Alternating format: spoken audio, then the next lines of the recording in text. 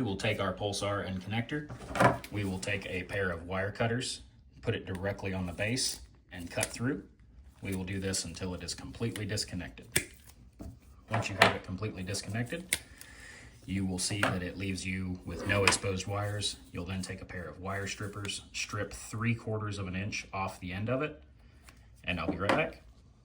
As you can see, we've got about 3/4 of an inch stripped off the end. We will then take our wire cutters and we will cut off any excess material that is inside of the cable to use as insulation.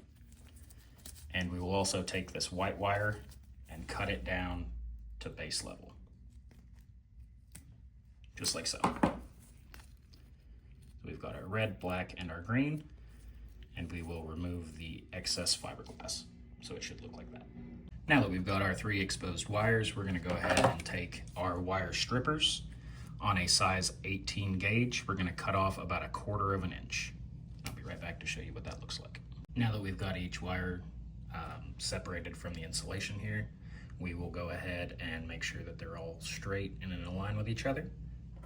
We will take the internal connector piece that is sent in the mail, our Allen key that is sent, and if you look at this unit here, you can see at the top, right where my finger is, there's a little notch. You'll use this key to depress this and then pull this out from the connector when we send it. But you will take this key and use it to tighten and loosen the actual screws on the side of this. If you look really closely, there's going to be numbers on these. They're a little bit backwards from each other. So the one for the Pulsar will go black, green, red. So just to clarify that, that is black, green on 3 on the left, red on 2 on the bottom. We'll start out by sliding on the metallic end and the plastic divider. These need to go on first before you attach any parts of the cable, or else you will have to take them back apart. Then take your keyway, as I stated in the previous part. We will go black, green on left or number 3, and then red on the bottom. This is what it should look like when it's finished. You should not have any exposed wires on the back. They should all be fed directly into the holes, so no chance of arcing can happen. You'll then take the protective black cover, find the hole and line it up with the notch like so.